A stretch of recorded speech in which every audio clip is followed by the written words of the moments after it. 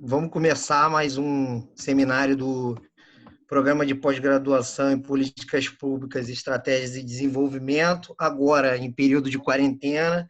Eu sou o Francisco Duarte, junto com a Mariana Closé, nós somos organizadores do seminário do PEPED. Então, para quem não está assim, habituado com o nosso seminário, ele ocorre sempre em segunda-feira, lá no Instituto de Economia da UFRJ, mas agora, excepcionalmente, ocorrendo via Zoom, né? E hoje nós temos o enorme prazer em apresentar esse seminário Covid-19, SARS-CoV-2, o impacto das políticas públicas, o impacto e o papel das políticas públicas, em que nós teremos 3 professores do CDTS, que é um órgão parceiro do PEPED, né? Inclusive o professor Carlos Morel, que é um dos nossos palestrantes, é professor permanente do PEPED. Teremos também o Marcos Freire e o Tiago Souza, que são professores do CDTS, são pesquisadores do CDTS, aqui hoje com a gente. Então, basicamente, vou apresentar aqui o currículo dos nossos palestrantes, que são currículos muito interessantes. O professor Carlos Morel é membro titular da Academia Brasileira de Ciências e pesquisador da Fundação Oswaldo Cruz, é médico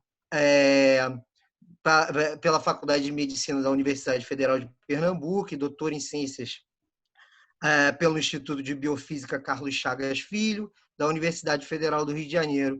Ele é criador do Departamento de Bioquímica e Biologia Molecular do Instituto Oswaldo Cruz e, pelos seus trabalhos científicos e reconhecimento, ele foi presidente da Fiocruz entre 1993 e 1997.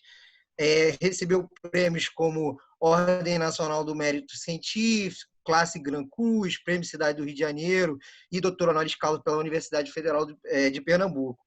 Entre 1998 e 2004, foi diretor do Programa Especial de Pesquisa e Tratamento de Doenças Tropicais da Unicef. Desde 2004, ele é coordenador do Centro de Desenvolvimento Tecnológico da Fiocruz, em Saúde, CDTF da Fiocruz, e professor permanente do Programa de Pós-Graduação em Políticas Públicas, Estratégia de Desenvolvimento, PEPED UFRJ, o programa que está realizando aqui esse seminário.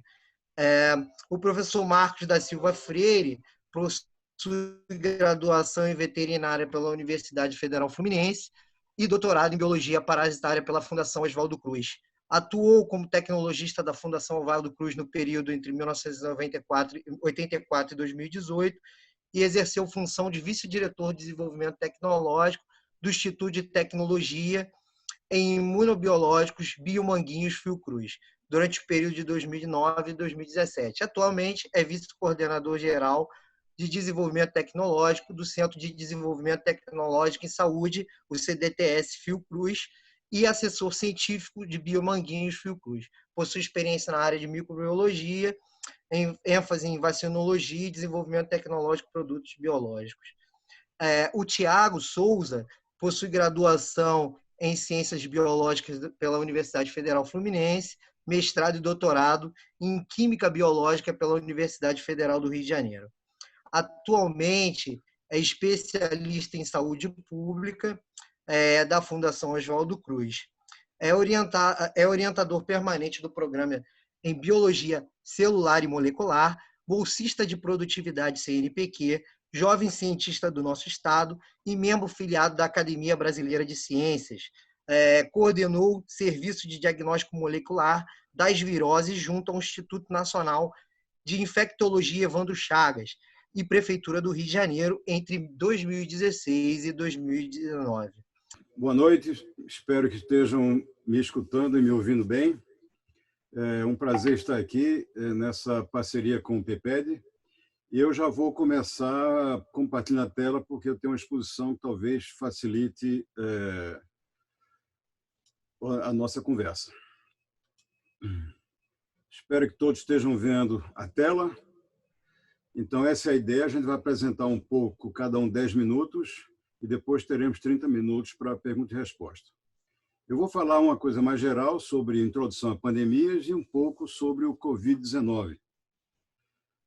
E vou começar com esses 3 livros que eu coloquei aí para vocês entenderem um pouco o momento.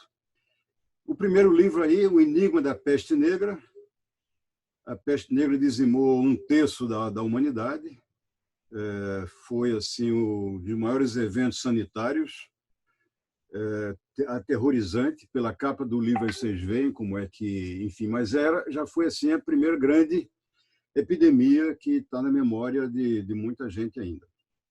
O segundo livro é sobre a gripe, que ficou chamada gripe espanhola de 1918, mas na realidade foi uma gripe que se originou dos Estados Unidos e que também foi um grande impacto. No Rio de Janeiro, os cadáveres se amontoavam pelas ruas e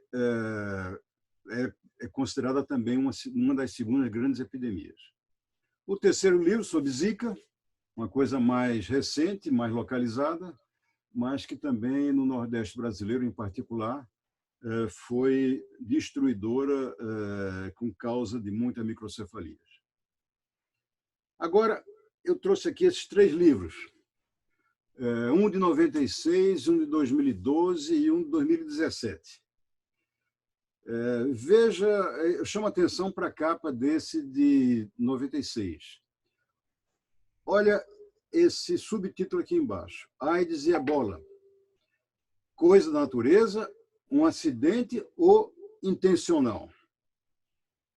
Eu trouxe esse livro porque é muito atual, atualmente, é muito atual a questão do vírus que dá origem à Covid-19, a atual pandemia. O que tem de teoria e de hipótese e de acusações na internet que esse vírus, a mais tranquila, que escapou do laboratório, mas a mais nociva é que foi um evento planejado, uma maquinação de cientistas do governo chinês. Então, esse debate que tem no livro 96, que se o AIDS e a Ebola tinham sido coisas naturais, o acidente ou intencional, mostra como os ânimos ficam excitados quando tem uma epidemia. Ninguém quer ser culpado, e então os dedos apontados estão aí para todo mundo. O segundo livro é um livro que eu aconselho quem tiver mais interesse, de um jornalista que escreve muito bem, mas vejam de novo também o subtítulo: Infecções Animais e a Próxima Pandemia Humana. Tá? Não é segredo nenhum que essa pandemia estava no horizonte, sendo esperada. Existem vários livros sobre isso, mostrando que o perigo está permanente e que qualquer dia chegaria. Já teve conferência do Bill Gates sobre isso. Perguntaram ao Bill Gates há um tempo atrás qual é a doença mais séria. Ele falou assim: a próxima pandemia. A Larry Garrett também, outra escritora que teve livros interessantes sobre isso. Ela é chamada Cassandra das Epidemias. Mas, enfim, é algo que está no radar de quem trabalha com biologia, com medicina e que faz prevenção e controle de epidemias. Mas, para o leigo, acha que é uma coisa divina ou do Satã, enfim, tem coisas sobrenaturais. A gente tem que se conscientizar que epidemias e pandemias estão aí. Essa provavelmente não será a última. O terceiro livro, na capa, mostra uma aglomeração e uma pessoa provavelmente espirrando e jogando o vírus para os demais. Então, são 3 livros que dão uma ideia um pouco sobre a dinâmica, a epidemiologia, a causa, a natureza. Tá? E nesse livro aqui, eu escolhi um pouco alguns tópicos do índice, que são vários capítulos, que eu vou colocar aqui na tela. Então, vejam que ele tem, o primeiro capítulo é o cavalo pálido. E esse capítulo mostra o surgimento do vírus Hendra, na Austrália, que terminou levando à morte do tratador desse cavalo. E, felizmente, ele não se expandiu muito, ficou por ali. Tá? Mas foi um evento de 94. O segundo capítulo desse livro chama-se 13 Gorilas, e mostra como surgiu o ebola, principalmente no Gabão, ali junto da fronteira com o Congo, e o ebola foi um dos eventos que mais aterrorizou o mundo, 96. Só que o ebola só é transmitido no contato físico ou por macrogotas. Ele não é transmitido pelo ar. Eu me lembro que no meu tempo que trabalhei na OMS, 5 anos e meio, os epidemiologistas me diziam: o nosso grande medo é um ebola com asas. Eu disse: como assim? Um ebola transmitido pelo ar. No dia que o ebola for transmitido pelo ar, o mundo não estará mais tranquilo. Bom, aparentemente nós temos o Covid é transmitido pelo ar e o mundo não está tranquilo. O terceiro capítulo é um capítulo geral sobre malária, onde eles falam sobre, de um modo geral, as doenças, né? Depois vem um capítulo que é o jantar na fazenda dos ratos, aí mostra o surgimento da SARS. O quinto capítulo fala da febre Q, da psitacose, doença de Lyme. O capítulo 6 é sobre doenças virais, então ele fala sobre herpes B, influenza, vírus RNA. O capítulo 7 tem um nome muito interessante, os hóspedes celestiais. E que hóspedes celestiais são esses? Os morcegos, tá aí, bats. Então, os morcegos como reservatórios do vírus Nipah, do Marburg e tantos outros. O capítulo 8, o chimpanzé e o rio. Inclusive, depois o jornalista fez um livro à parte, só sobre esse capítulo. E o capítulo final diz assim, depende como é que surge, como é que não surge um outbreak. Então, quem tiver interesse, eu recomendo esse livro na Amazon. É uma leitura muito interessante. Bom, mas vamos para o nosso objeto de hoje, que é a pandemia. Eu tirei esses gráficos do Financial Times, e o primeiro gráfico é o seguinte, a intensidade, mortes diárias desde que um país teve as 3 primeiras mortes. Tá?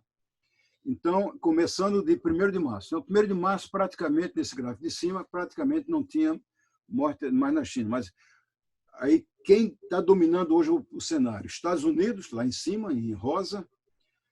Azul, a Europa, o Reino Unido, a Itália, a Espanha. Em azul claro, o resto da Europa. Mas você pega tudo que é de azul, a grande impacto hoje em dia ainda é a Europa. Tá? E aí, veja, o gráfico de baixo mostra também, desde 1º de março, o número de mortes por percentagens. Então, veja, apesar da Europa atualmente ainda ser a proporção maior, está em viés de baixa. Então, e quem é que está em viés de alta? Quem está em viés de alta é América Latina e Caribe. A gente está vendo que está se reduzindo na Europa e há uma tendência a aumentar na América Latina e Caribe.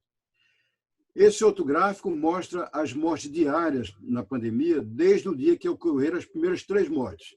Porque assim, em cada país você vê a data que ocorreu as primeiras 3 mortes, esse é o dia 1. Então você vê que a China já praticamente já acabou, já chegou no máximo de mortes ali diárias, em torno de 200, mas parou. Qual é um dos poucos países que está em viés de alta? Infelizmente é o Brasil. O Brasil está aí em viés de alta. Você vê que a curva está aqui, a curva está numa tendência de alta, então a gente está muito preocupado com essa parte. Bom, isso então foi a minha apresentação. Nós ainda temos um tempinho, meus 10 minutos, ainda temos 2 minutos. Eu acredito que eu gostaria de que a gente reservasse espaço, porque como nós já estamos com 60 e tantos participantes, seguramente as apresentações que a gente está fazendo vai dar a muito debate. Então, eu prefiro ficar por aqui e deixar os 2 ou 3 minutos que eu economizei para a gente ouvir o Marcos Freire e depois nós 3 participamos do debate. Depois tem o Marcos, tem o Tiago e depois a gente vai todo mundo para o debate. Tá? Então, Alexandre Francisco pode passar para o Marcos. Então, Agora, o professor Marcos Freire com a palavra. Muito obrigado, professor Morel, pela sua apresentação, bastante esclarecedora. Bem, bem-vindo, Marcos. Inicialmente, eu gostaria de agradecer o convite, né, para participar desse seminário e poder contribuir com alguma informação. E vou tentar aqui compartilhar a minha tela. Vou ver se eu consigo chegar aqui.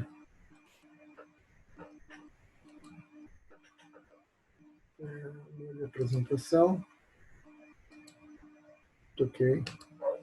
Bem, inicialmente eu trago essa informação feito pelo a fonte é o grupo de prospecção de Biomanguinhos, fez uma busca recente e em relação após o surgimento da Covid-19, o número de projetos voltados para desenvolvimento de produtos. E mostra esse gráfico, mostra que todo o levantamento da prospecção realizada mostra um aumento significativo do segmento de vacinas em relação a outros segmentos, como busca de medicamentos, seja qual for a rota fito ou biológico ou pequenas moléculas, né? Então, só para ter ideia, nesse grupo, desse período, 121 iniciativas ou projetos buscando vacinas, né? Isso mostra o quanto que isso estimulou com uma solução para buscar uma solução, vamos dizer assim, definitiva para a questão da Covid-19. Né? Mas também uma publicação da Nature mostra todos os projetos, né? Levanta 115 projetos no desenvolvimento de vacina. Né? E nessa publicação da Nature, o que se vê? Vê basicamente um cenário em que você tem indústrias, uma grande indústria de vacinas, né, envolvida academia, setor instituições de ciência e tecnologias públicas, né, e instituições que não visam lucro, né, como outras iniciações que buscariam também centro de pesquisa, não buscando lucro, não profit, né? Mas o que chama atenção nesse gráfico é o número, o percentual de projetos ligados à indústria, né? Ao setor privado, né? Melhor falando. Né? E aí também uma outra questão aqui nesse gráfico é a distribuição geográfica desses projetos, mostrando que esses projetos estão na América do Norte, na China, na Europa, na Ásia e na Austrália. Não aparecendo, né, projetos, por exemplo, na América do Sul. Né? Não existe, né, nessa publicação, não aparece uma iniciativa de busca de vacina. Mas o que se vê basicamente um percentual muito alto. É lógico que isso foram buscar confirmações, alguns não confirmaram, mas de qualquer forma dos confirmados nessa publicação, em torno de 78 projetos, a grande maioria está dentro do setor privado, né? Isso chama atenção a questão do financiamento, da busca, quem tem, vamos dizer assim, condições de manter um projeto, desenvolvimento de uma vacina de forma acelerada, como está se buscando essa vacina. Né? Ainda nessa publicação da Nature, há uma distribuição pelo tipo de abordagem de tecnologia, né, que se busca. Né? Então, vai de abordagens, vamos dizer, conservadoras ou maduras, até abordagens extremamente inovadoras e vamos dizer assim, não tão maduras. Né? Então, tem abordagens, algumas que não conseguiram, a revista, os autores não conseguiram esclarecer exatamente qual era a abordagem usada, a abordagem tecnológica usada para chegar a essa vacina. Né? Mas você vê de tudo. Né? Então, porque existe nessa questão de vacinas, existe uma questão de uma emergência, seria mais fácil, regulatoriamente falando, você seguir com a busca de tentar uma vacina com uma tecnologia madura. Né? Uma tecnologia madura em vacina seria uma tecnologia que se usa vem se usando aquela tecnologia para outras vacinas que já estão no mercado há muitos anos, se conhece muito bem como ela funciona em relação aos rendimentos, à questão de capacidade de imunizar e também a questões de possibilidade de eventos adversos nessa vacina, os efeitos colaterais, né? Então, mas isso é uma distribuição muito grande no tipo de tecnologia usada nessas iniciativas e projetos ao redor do mundo em relação à busca de uma vacina para a Covid-19. Aqui também, de novo, né, o grupo de prospecção de Biomanguinhos fez um levantamento de tudo que estava sendo publicado, buscando os tipos de tecnologias, abordagens. E interessante, você vê que uma parte significativa, uma maioria aqui, né, 27 projetos, buscam vacina de subunidade, né? Quer dizer, tentando uma alternativa não infecciosa, buscando uma coisa que fosse mais fácil de produzir e em termos não tão, vamos dizer assim, buscando uma segurança maior, né? E tenta uma abordagem com síntese de peptídeo, mas não, quer dizer, você tem de tudo, né? De todo um portfólio muito interessante, bem sortido em relação à abordagem tecnológica, buscando esta vacina, né? E essas é uma situação muito incerta de qual dessas abordagens vai funcionar, mas é muito interessante ver a quantidade de projetos e a variedade de abordagem tecnológica que está sendo utilizada na busca de uma vacina para a Covid, né? Pensando em vacinas, uma coisa assim, para trazer um pouco aqui para pessoas que não estão no campo de vacinas, no nome de vacina, o fluxo de desenvolvimento de vacina, ela vai desde a descoberta até o registro, até o uso após o registro ou licença na autoridade regulatória, né? Que aqui no Brasil, por exemplo, é a Anvisa, né? E é um funil, na realidade é um funil, esse funil existe realmente, e você, na primeira fase de descoberta, você descobre um candidato, um antígeno, né? Num segundo momento, né, você busca essa prova de conceito, né? E você faz um pré-desenvolvimento e depois o desenvolvimento. E aí você tem toda a parte, tanto na prova de conceito como na pré-clínicos, né? Você tem que usar animais para provar esse conceito. Esse conceito ele vai da segurança também a eficácia, né? O quanto você consegue provar que essa vacina ela é capaz de imunizar ou proteger um animal. E aí você parte para um estudo. Todas essas fases exigem algumas questões relacionadas a normas, né? Normas regulatórias de biossegurança.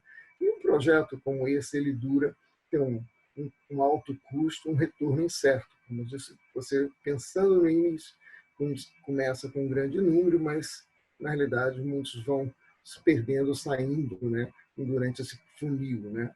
E você requer realmente normalmente, no desenvolvimento de uma vacina, ela pode ir de 10 a 20 anos, dependendo da condição de desenvolver, a dificuldade para isso, né?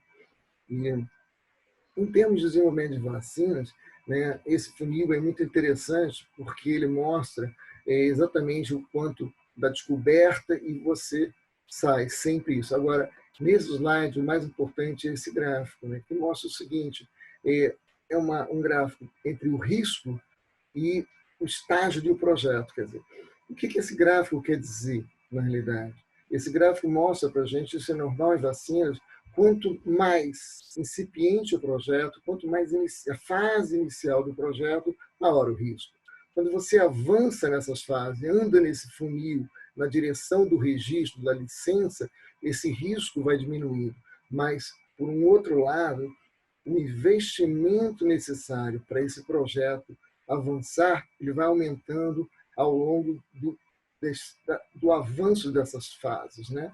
Você, de uma fase, quando você vai avançando nas fases clínicas, a demanda por recursos financeiros, por investimento para que se tenha sucesso, ela é muito maior. Ela vai avançando sempre ao ponto de você precisar de um suporte muito grande para ter uma probabilidade de sucesso boa. Esse gráfico aqui ele foi publicado pelo grupo foi uma publicação realizada pelo CEP, que um grupo formado, a Coalizão para a Preparação com Inovações, Coalizão de Inovações para a Preparação de Pandemia, quer dizer, eles publicaram esse artigo tentando levantar o custo de desenvolvimento de uma vacina. Então, é uma tabela muito complicada, mas só para dar ordem de grandeza, a variação, quer dizer, você, em termos de o que você conseguiria, olhando para um otimista, não otimista, ou pessimista, mas também olhando uma questão de o que seria a maior probabilidade de sucesso de um estudo de vacina em relação ao investimento feito.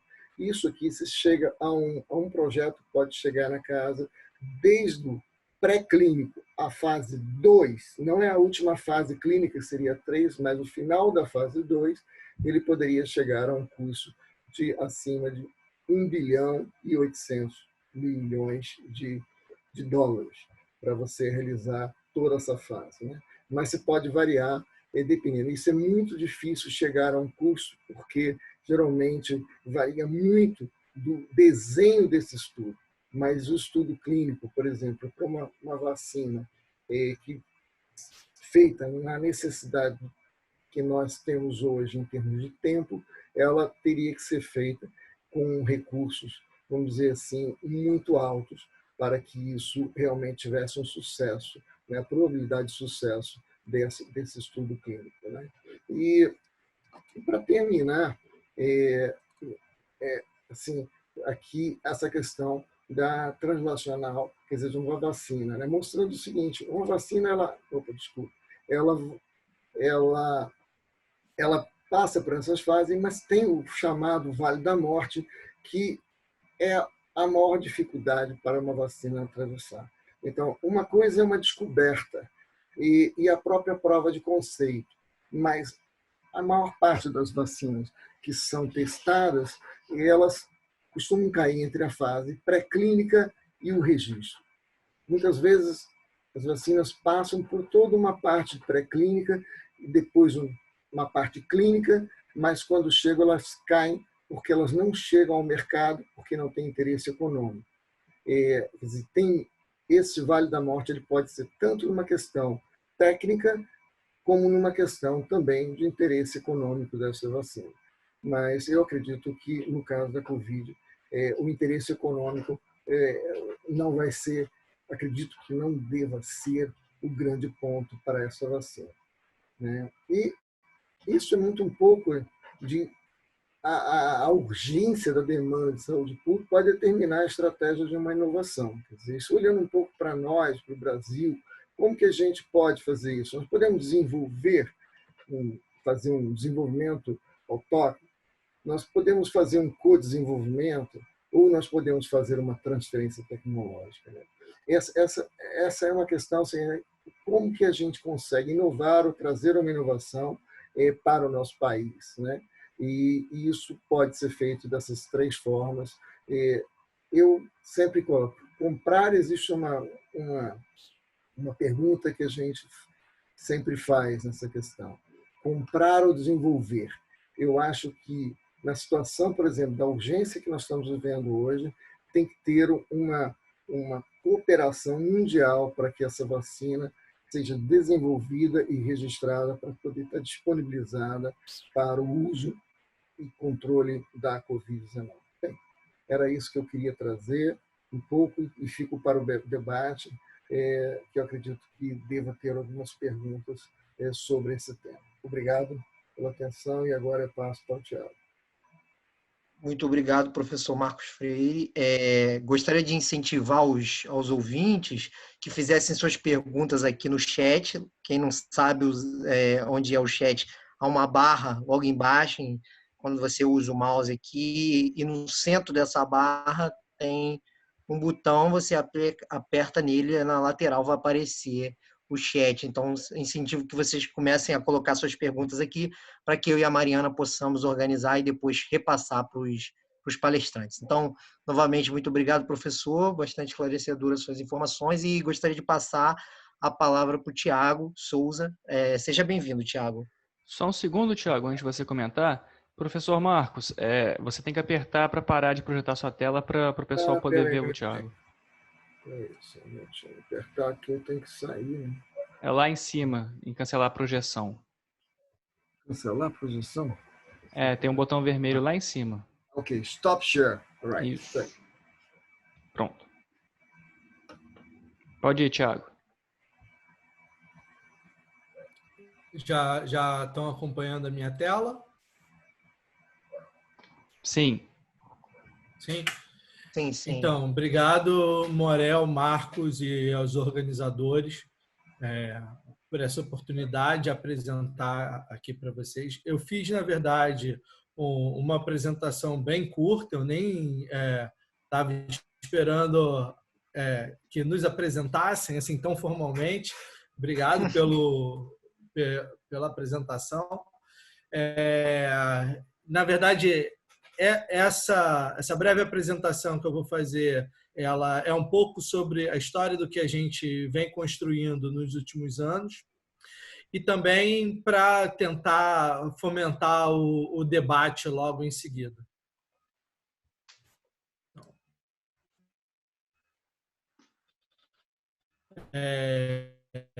Meu nome é biólogo, mestre e doutor em bioquímica. Eu atualmente estou como vice-coordenador de inovação do CDTS, coordenado pelo Morel.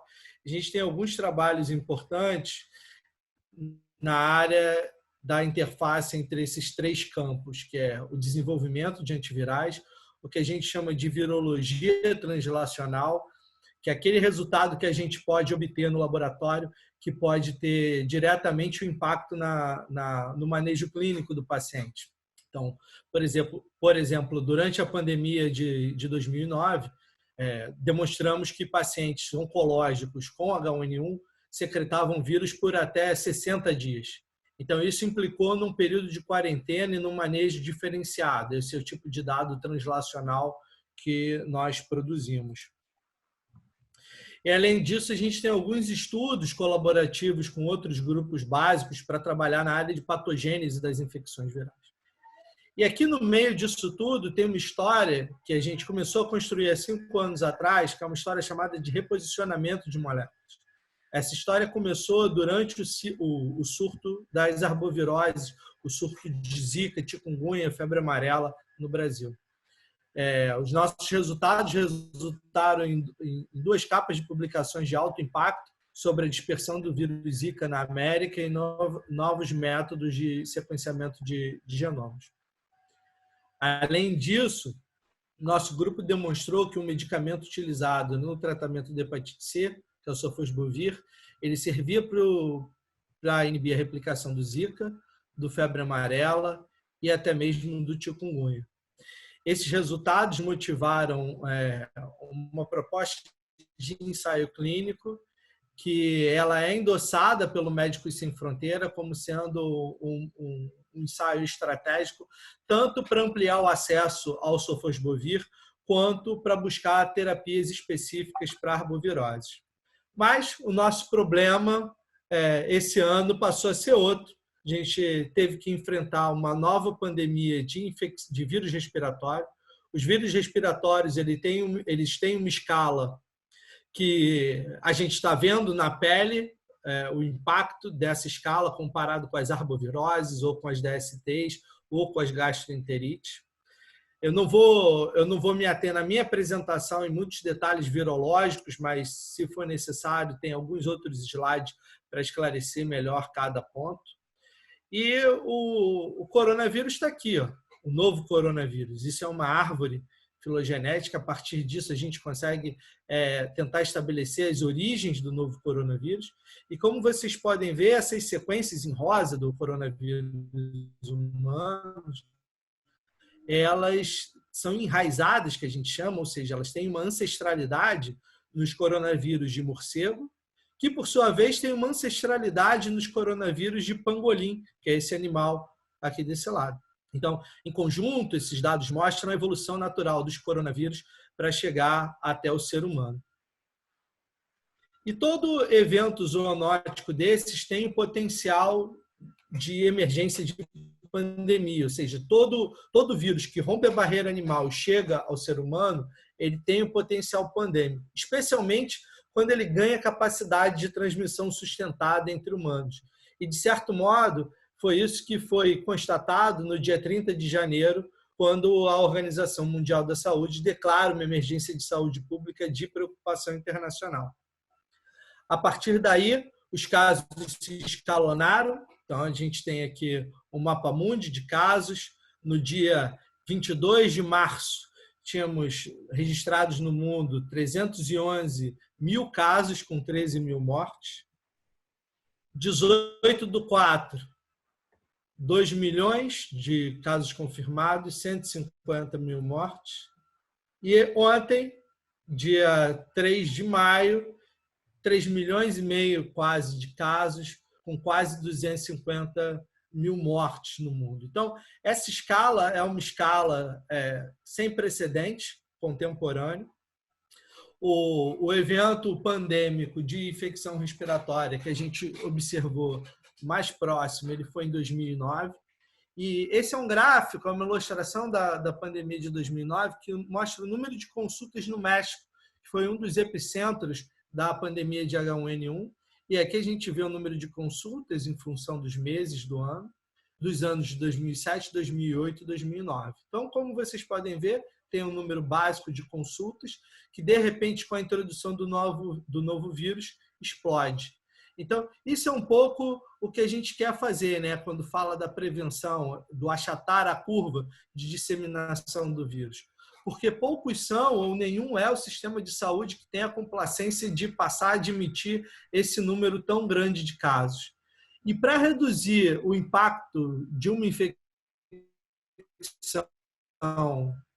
por um novo vírus, uma das soluções de curto prazo é buscar antivirais, especialmente naquela palavrinha que eu falei, que é o reposicionamento, onde você seleciona compostos que são considerados seguros para seres humanos e tenta propor um novo uso para esses compostos.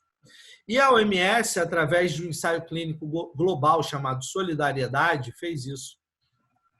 Eles propõem 4 alternativas terapêuticas, uma utilizando os medicamentos chamados lopinavir e ritonavir, são inibidores de protease do HIV, são drogas utilizadas pelos pacientes com HIV. Lopinavir com ritonavir mais interferon. Interferon é um medicamento utilizado no tratamento de hepatite C. O remdesivir, que nas últimas semanas a gente escutou falar bastante, né, sobre ele, que foi desenvolvido como inibidor de uma outra enzima, a RNA polimerase do vírus Ebola. E a cloroquina, que a gente já vem escutando falar bastante sobre ela, e atua como anti-inflamatório não esteroidal. A gente entende que todas as terapias apresentam algum tipo de deficiência, portanto, resolvemos investigar uma outra substância que é produzida no Brasil, o atazanavir, que poderia ter atividade contra o novo coronavírus, de dados que está disponível para análise nessa plataforma de disponibilização de conteúdo científico. É isso que eu queria mostrar para vocês até esse momento, com o objetivo apenas de quebrar o gelo nesse primeiro momento. E, junto com o Morel e com o Marcos, eu vou ficar feliz em receber e poder responder as perguntas de vocês. Obrigado novamente. Obrigado, Tiago. Vocês estão todos me ouvindo? Vocês estão me ouvindo, os 3? Sim. Estão me ouvindo bem? Estou vendo. Estou. Então, eu já tenho alguma... Deixa eu só me organizar aqui. Tem algumas perguntas já aqui do chat. Eu vou... O Francisco O que foi, Morel? Parece que quando se fala muito perto do microfone, o som falha. Tá. Eu vou ficar, então, mais recuado. Tá me ouvindo agora, né? Sim. Então, eu vou começar aqui com a pergunta. Já chegaram umas 5 ou 6 perguntas e ainda vou começar essa primeira rodada e quem quiser pode continuar fazendo. A primeira pergunta, mais uma vez, obrigado, hein, Thiago? Obrigado pela apresentação. Não sei se é um sobrenome, é Rick Mate. Por que a China teve um número inferior de vítimas contaminadas em relação aos demais países, mesmo com a quarentena? Será que algumas pessoas morreram sem saber que era por Covid? Então, é uma questão mais especulativa. Bem, essa é a primeira pergunta. Eu vou fazer 2, aí vocês respondem, eu faço mais 2. Né? A segunda questão é da professora Liliana Cero, que é professora do PEPED também. Ela afirma que o Centro CTS do IPEA tem um artigo muito bom sobre IPs, né, IPS, em relação à vacina potencial para o coronavírus, sobre movimentos internacionais e das empresas numa direção positiva. Vocês podem comentar o que sabem sobre sobre potenciais patentes nesse campo? A Liliana ficou um pouco meio misturada a questão. Mas a primeira em relação, se vocês acham que há uma subnotificação da China, conhece algum estudo, ou se é uma questão relativa a desconhecimento do próprio vírus, por isso eles acabaram ficando com um número tão baixo de vítimas. E a segunda é sobre esse estudo do IPEA e sobre os potenciais de patenteamento patenteamento de... Eu entendi. alguma... Eu posso ir respondendo, Francisco. Pode. Então, tá. Eu começo e depois... Tá bom. Começo e depois o pessoal complementa. Olha, em relação ao número real de pacientes, veja, isso é uma epidemia nova. Ela foi detectada nos últimos dias de 2019 e só a partir em 7 dias se fez o genoma. E para você saber se a pessoa tem ou não tem uma epidemia, você tem que ter os métodos diagnósticos estabelecidos. Então, a China, no começo, não tinha, quer dizer, ninguém tinha como diagnosticar a doença. Tá? Mesmo hoje em dia, a gente sabe que os testes sorológicos são muito ainda deficientes. Então, a China, no começo, ela não tinha como diagnosticar as pessoas. Então, provavelmente, muitas pessoas podem ter tido e não sabia diferenciar.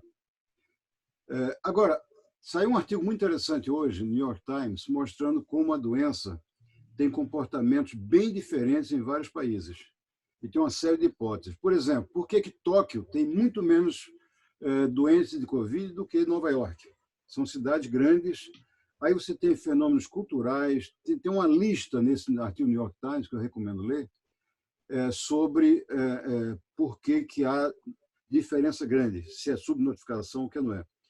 Subnotificação, em particular no Covid, nesse 19, é uma coisa que vai ter que ser estudada ainda, porque você vê, a gente tem muitas pessoas que têm a doença, mas são assintomáticas. São assintomáticas. É uma doença que é tão recente, você ainda não tem todos os instrumentos de acompanhamento. E você tem também que levar em conta que, em alguns países, às vezes, nem o número de mortos você tem na estatística. Então, a pessoa está dizendo por que a África tem tão poucos casos. A gente não sabe se não tem ou se, dependendo do país, se aquilo foi contado ou não foi contado.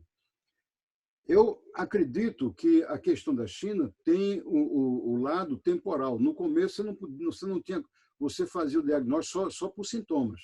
Você não tinha os testes serológicos, não tinha os testes moleculares. Isso veio algumas semanas depois. Tá?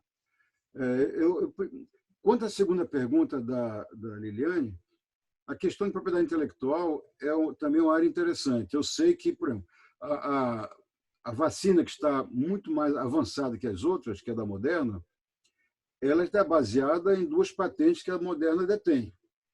tem de fazer patente por RNA e a patente de como encapsular o RNA. Tá? Isso vai ser uma disputa, uma briga futura. Vai depender de quem chegar com a vacina em primeiro lugar, quantos foram os participantes e qual vai ser a política global de distribuição ou acesso dessa vacina. Eu espero que a OMS seja chamada a participar, mas vai um momento complicado, até porque a OMS está sob críticas muito fortes do Trump, que está querendo colocar toda a culpa da pandemia em cima da China. E inclusive, já ameaçou cortar todo o financiamento para a Organização Mundial de Saúde. Então, a questão da patente, seguramente, cada grupo que está desenvolvendo está protegendo a sua informação. Vamos ver quem vai chegar na frente e esse é o que vai contar para saber o que patente que vai estar presente ou não. Eu passaria agora, talvez, para o Marcos e para o Tiago, para eles comentarem também. Marcos. Em relação à questão da incidência da doença na China, eu acho que o Ariel respondeu bem. Eu acho que é isso mesmo. É difícil explicar o comportamento. E talvez o Tiago possa falar alguma coisa sobre a parte mais virológica da coisa. Agora, em relação à questão das patentes, essa questão da propriedade intelectual, né? Eu acho que vai ter uma situação diferenciada aí. Porque, realmente, como eu mostrei, a indústria, o setor privado, lidera em termos de número de projetos para desenvolvimento de uma vacina. Provavelmente está amarrado ao interesse econômico. Provavelmente está amarrado à propriedade intelectual. E uma vacina é uma coisa muito complexa. Ela não está única e exclusivamente amarrada a um antígeno. Mas uma vacina ela vai desde uma formulação, né? Como o Morel falou da questão do encapsulamento de um RNA, essa vacina, no final das contas, ela tem que ter termo estável, ela tem que ter uma formulação, ela tem que ter uma apresentação, ela tem que ter um controle de qualidade. Então, ela tem um know-how dentro disso. Então, quando eu coloco meu último slide, o fazer, que é mais ou menos a pergunta, comprar ou fazer, né, em que você pensa em co-desenvolvimento, transferência tecnológica, e bota isso numa balança, né, em uma situação de muitos países onde a situação é drástica e não tem como desenvolver, e tem pior, o Brasil, por exemplo, eu acho que é um país que nós temos condições de absorver tecnologia por transferência tecnológica. Nós temos uma capacidade instalada na Fiocruz, no Butantan, no Brasil, capaz de absorver tecnologias dentro de todo esse portfólio de projetos, talvez quase que 100% desse projeto, de alguma forma a gente consegue, com um investimento relativo, trazer essa tecnologia e conseguir produzir. Agora, tem países no mundo, na própria América Latina, que não tem a menor condição de absorver. Então, isso é um problema. Então, o que o CEP, por exemplo, quando fundaram essa coalizão para enfrentamento de pandemias, né, com inovações, a ideia era essa, era você levantar toda a capacidade instalada e, quando surgisse uma pandemia, você, de uma forma emergencial, você olharia quem teria condição de produzir essa vacina para a distribuição mundial. Porque não vai ter uma única indústria farmacêutica capaz de produzir a vacina para uma demanda mundial de Covid. Então, eu acho que isso é uma situação que Unicef, ONU, o próprio CEP, a OMS terão papéis assim, importantíssimos. E uma da iniciativa que já está em curso é, assim como o Solidarity, que o Tiago mencionou para medicamento, existe agora já uma pesquisa da OMS para ver quem teria condições de ter um site para desenvolvimento para avaliação clínica de vacinas candidatas. Quais? Ainda não está definido. O artigo saiu para sexta-feira, tinha um artigo circulando da Nature que exatamente colocar qual vacina que vai ser dentro desse estudo, vamos dizer assim, multicêntrico de vacinas, quais candidatos serão estudados. Mas eu acho que é por aí agora. realmente como é que vai ficar a propriedade intelectual. Eu acho que vai ter que ter alguma situação, talvez a solidariedade vai ter que predominar e talvez menos lucrativo do que é hoje o mercado de vacinas no mundo. Então, o que eu tinha que falar era isso. Tiago. Obrigado, professor Marcos. O Tiago vai comentar?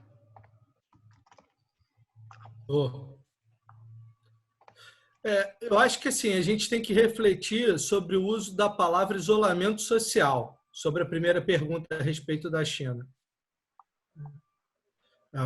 Tem sido utilizada ampla e restritamente a palavra isolamento social quando nós mal fazemos o distanciamento social. E essa diferença ela não é só semântica. A China fez, de fato, o isolamento, fez o chamado lockdown. Quem lembra das imagens no começo de janeiro, via aqueles brasileiros isolados na China, com poucos produtos no mercado.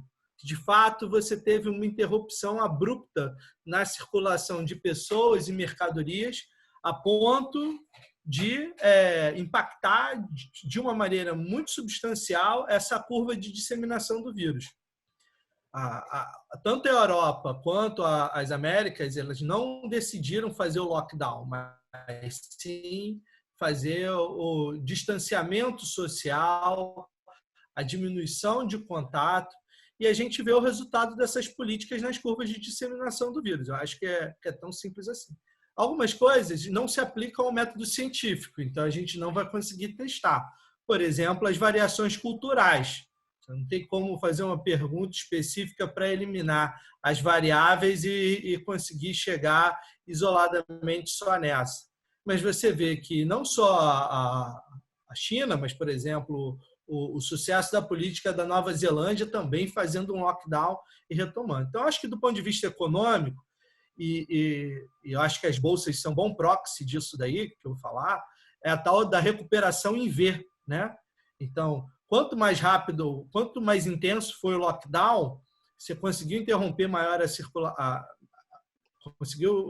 interromper de uma maneira mais contundente a circulação do vírus e provocou uma recuperação econômica em V. Enquanto que nas políticas de distanciamento você tem esse sistema que a gente não tem clareza de quando que a situação vai melhorar e nem se vai precisar se intensificar para enfrentar o número de casos tendo acesso à saúde para a maior parte das pessoas. Do ponto de vista da patente, eu acho que foi um comentário que eu já fiz no passado, vou fazer de novo. Eu acho que a forma de lidar com os problemas no século XXI é diferente do século XX. Então, hoje em dia, com as plataformas tecnológicas que existem, é muito mais fácil você trabalhar com plataformas de amplo espectro e tentar encaixar, seja qual for o agente que eventualmente surja, dentro dessa plataforma. Então, cada vez mais, eu acho que a gente vai ver o desdobramento de famílias de patentes sobre outros alvos, às vezes simplesmente baseado em exercícios acadêmicos, mas quando surge de fato um novo problema, você consegue entregar de uma maneira escalonável. Então, é difícil imaginar que a gente vai fazer uma vacina atenuada para esse vírus, como foram outras vacinas produzidas no passado, as primeiras, vacinas produzidas com grande massa de vírus, que requerem um nível de biossegurança que a gente não vai poder utilizar, tipo a vacina de influenza, que é utilizada em ovos embrionários. Então, a gente vai se aproximando para plataformas de recombinantes. Então, dentro da plataforma de recombinantes, quem tem mais criatividade vai criando novas plataformas com mais escala, com mais capacidade de entrega, vai encaixar não só esse agente, mas outros agentes também que, porventura, forem surgindo e vão gerar uma dominação tecnológica a partir dessa ideia, ainda que tenha começado através de exercícios acadêmicos. Ok. Mariana vai fazer as próximas 2 perguntas, né, Mari? Mariana? Sim, estou aqui. Bota o vídeo dela. Bom, vamos lá. Estão me ouvindo bem? Sim, beleza. Tá, joia. Queria só destacar aqui no nosso chat, a Priscila, primeiro, deu os parabéns para a Bill Manguinhos pelos 44 anos, e colocou 2 links do INPI e do Observatório para ajudar na questão colocada primeiramente pela Liliana sobre as patentes e tal. Só para fazer esse comentário, quem tiver interesse pode ir atrás desses links. Bom, a gente está seguindo a ordem aqui das perguntas. A gente já tem 14 perguntas, então vamos tentar ser objetivo tanto na pergunta quanto nas respostas. A pergunta da professora Renata: como vai levar tempo para desenvolver a vacina? Que medidas são mais importantes após o pico da pandemia no Brasil? E na sequência veio a pergunta do Vitor, perguntando se que o prazo de 18 a 24 meses para a conclusão do desenvolvimento de uma vacina contra a Covid, que é mencionado na mídia, se ele é crível, na opinião de vocês, se esse prazo de 18 a 24 meses seria possível. Acho que essas duas por enquanto, né? A pergunta da Renata é sobre que medidas são mais importantes após o pico da pandemia no Brasil. Já que a vacina vai levar um tempo para se desenvolver, o que a gente podia dizer mais de imediato, como medida importante? Ela diz que após o pico da epidemia, ou seja, quando Exato. Eu acho que devia ser no momento já, né? Veja, não tem vacina, então faz o quê?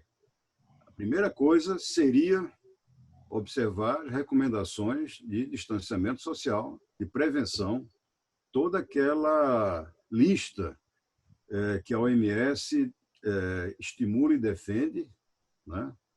Usar máscara, Porém, a gente está vendo que isso, no Brasil, na maioria dos casos, não está sendo seguido.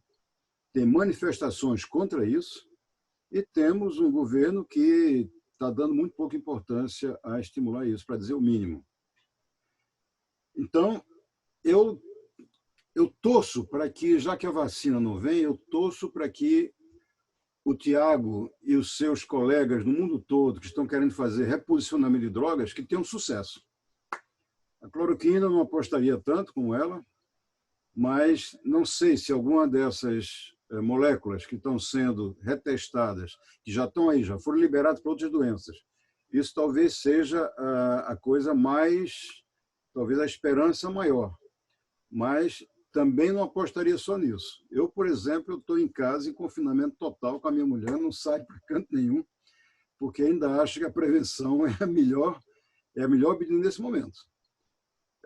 E aí a gente vê muito como isso é diferente de país a país. A tal diferença cultural e a diferença de educação. Você tem um nível de falta de uma educação primária. Você tem no Brasil, você tem uma deficiência de educação que não se compara com outros países, né? Uma medida que, nos países escandinavos, basta uma orientação para as pessoas seguirem, aqui, além da orientação não ser seguida, você tem um movimento contra a orientação. Você tem um presidente que sai sem máscara e toca todo mundo. Então, eu diria, para quem puder, quem tiver condições, tentar o distanciamento social. Agora, como fazer isso num país com essa desigualdade, com as comunidades, as favelas? Eu diria que isso é muito, muito, muito complicado. Mas, na falta de vacina e também com o atraso que vai ter nos tratamentos, eu ainda acho que a prevenção seria seguir o máximo possível a prevenção e as normas da OMS. Qual era a segunda pergunta mesmo, Mariana? Se vocês consideram crível o prazo de 18 a 24 meses para o desenvolvimento de uma vacina, que é um prazo que aparece em várias matérias jornalísticas e tal. Ele está perguntando se vocês consideram esse prazo Eu vou suficiente. começar rapidinho, mas quem vai falar nisso é o Marcos mesmo. Veja, algumas vacinas que estão mais adiantadas, eu acho que não é uma coisa impossível de acelerar, principalmente num ambiente de pressa, né? Está todo mundo falando agora em fast track, fast track, fast track.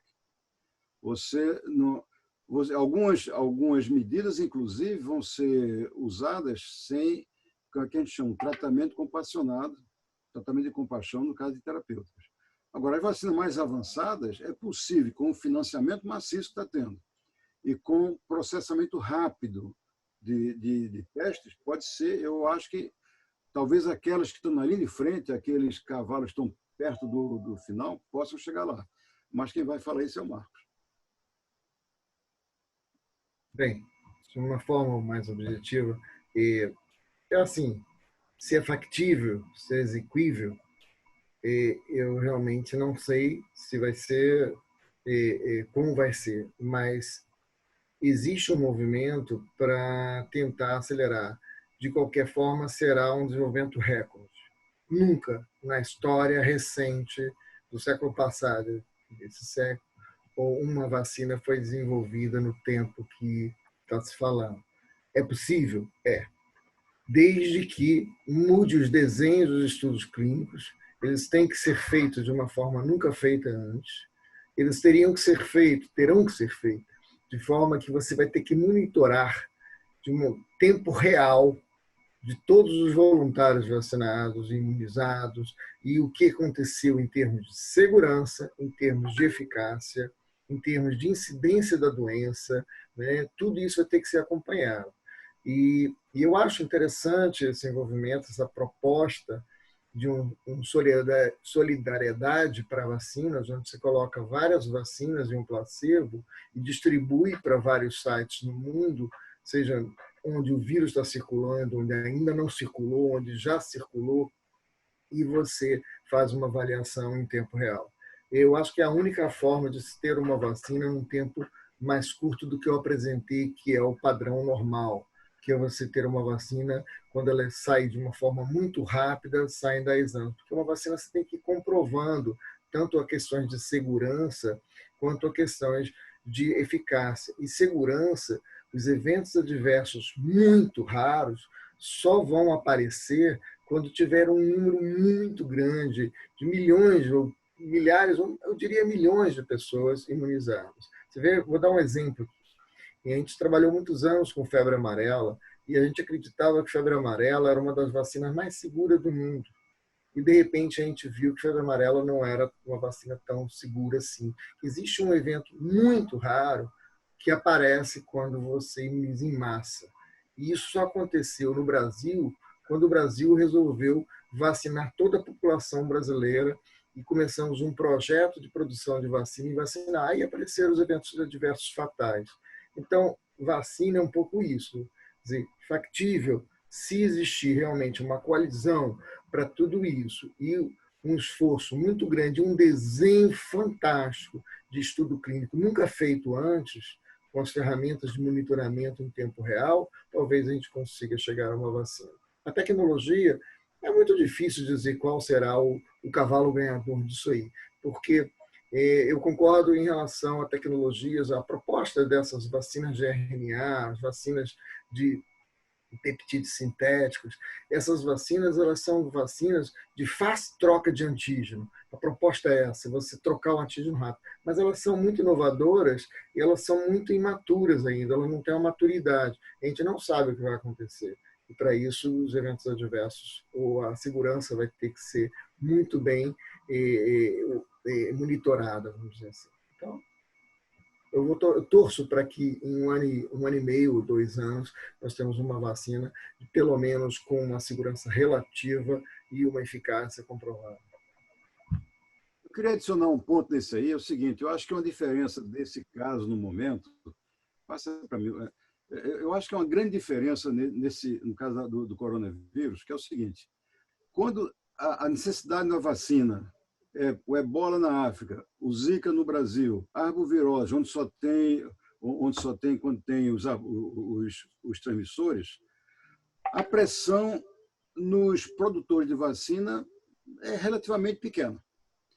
Agora, uma doença que está matando milhares de pessoas nos países mais desenvolvidos, os Estados Unidos é um dos epicentros, a Europa é outro, a pressão é muito grande, porque os produtores vão estar com eles mesmos fisicamente ameaçados. Então, essa pressão para desenvolvimento, hoje em dia, é muito diferente da pressão para desenvolver uma vacina contra a Zika ou contra a Ebola. Afinal, se só está morrendo gente de Zika ou de Ebola, é lá longe, não tem tanto... Eu não sei se eu vou colocar o recurso da minha companhia nisso.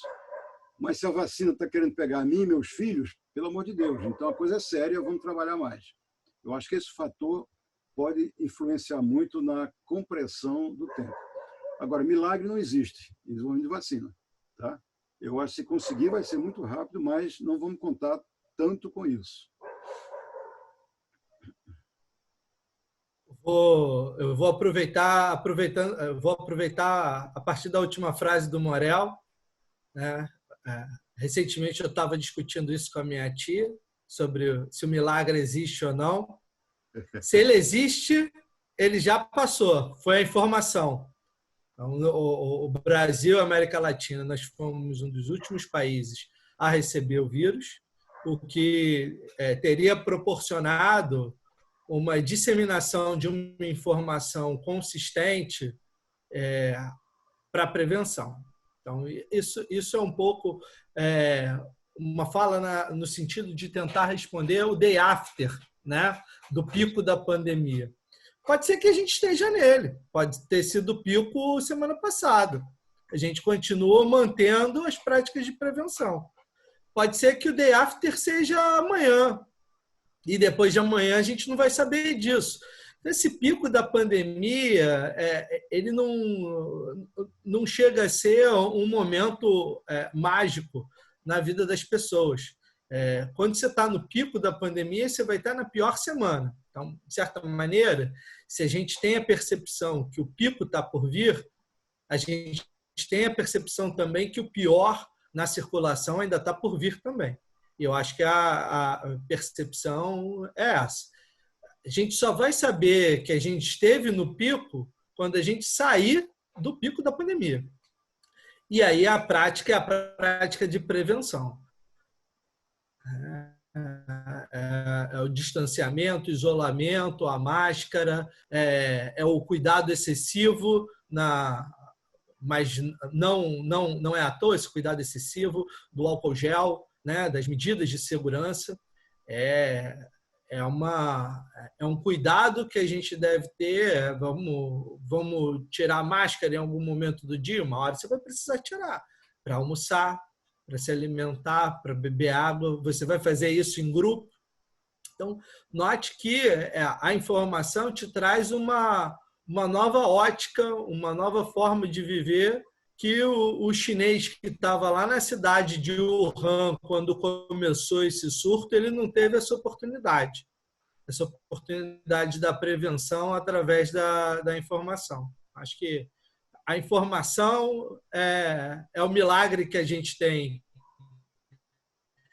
atualmente, que certamente as pessoas em 1918, na pandemia de influenza, não tiveram tanto acesso à informação quanto se tem hoje. E muitos poderiam ter se prevenido também. Então, vamos esquecer um pouco a questão do pico da pandemia e simplesmente viver a prevenção. Agora, a situação é angustiante, porque está todo mundo no olho do furacão. E aí começam a surgir os prazos. O prazo, se a gente pegar a curva de influenza, em setembro deve começar a melhorar.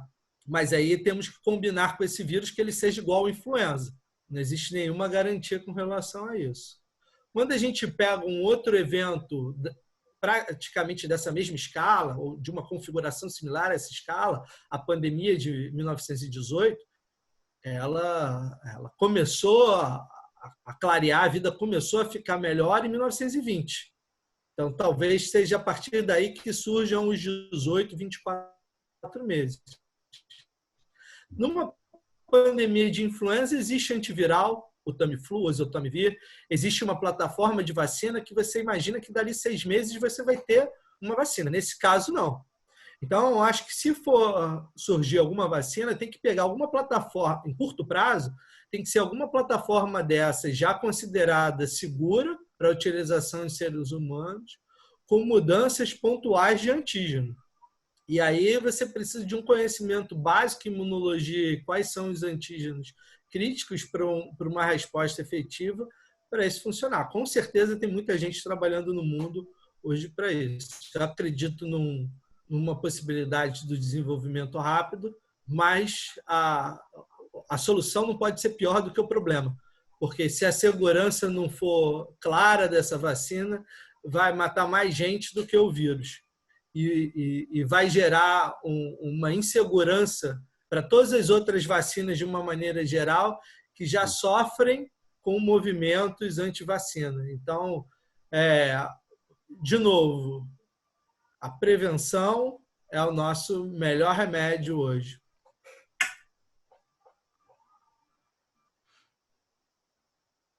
E aí, Mariana, a próxima pergunta. Obrigado. Eu vou fazer a próxima pergunta. Peraí. Saiu? O mute saiu. Vou fazer as próximas 2 perguntas e vou pedir também para os 3, para a gente poder ser mais sucinto, porque tem várias questões, senão não vai dar tempo dentro do... Desculpa, mas a gente tem esse limitador de tempo. A pergunta do Alex Batista é: por que o morcego parece ser o animal que mais transmite vírus do tipo?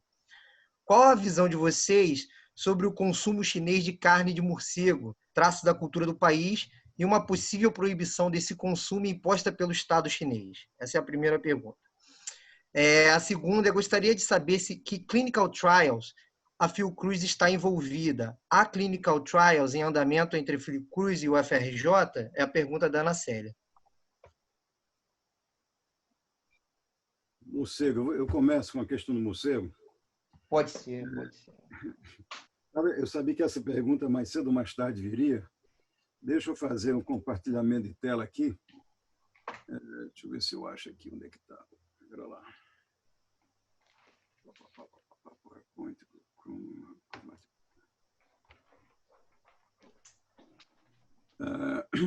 Antes desse aqui.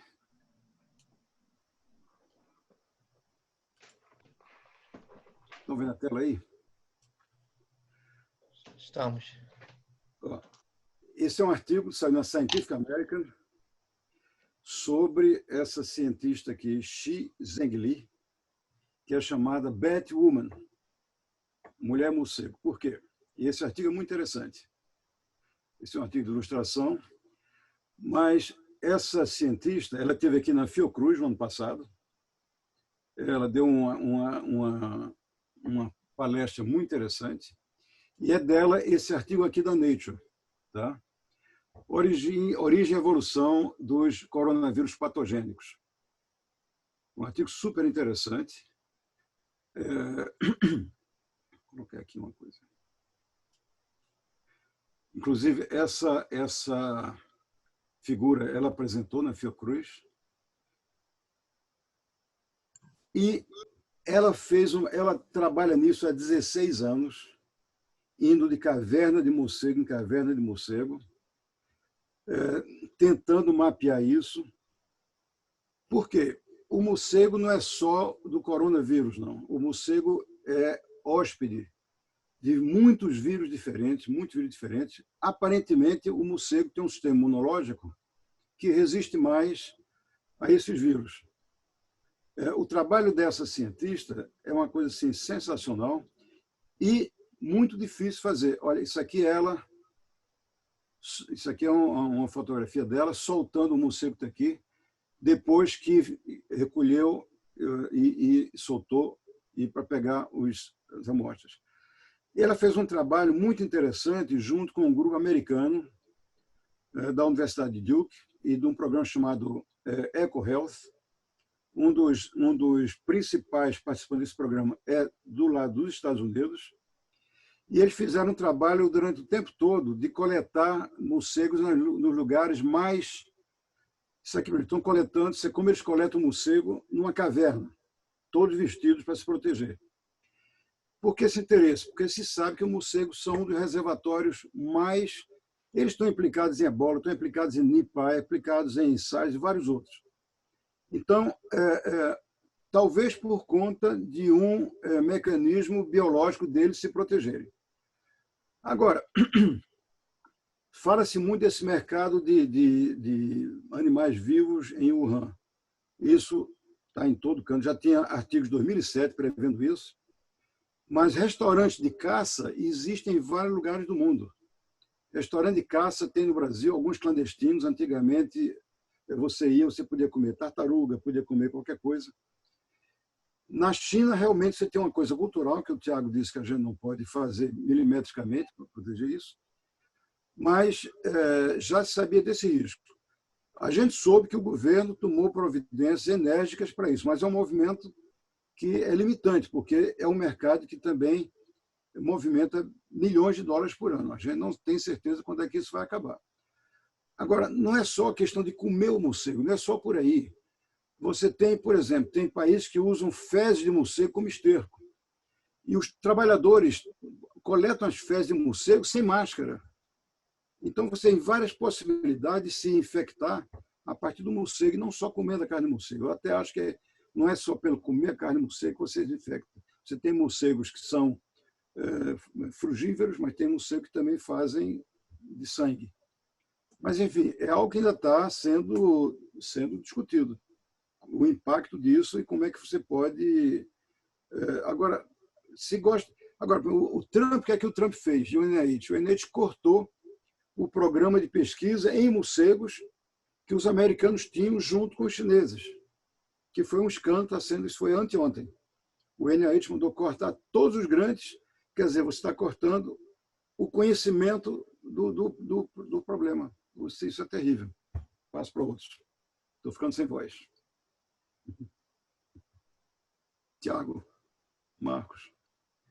Eu acho que só um detalhe antes, né? Eu acho importante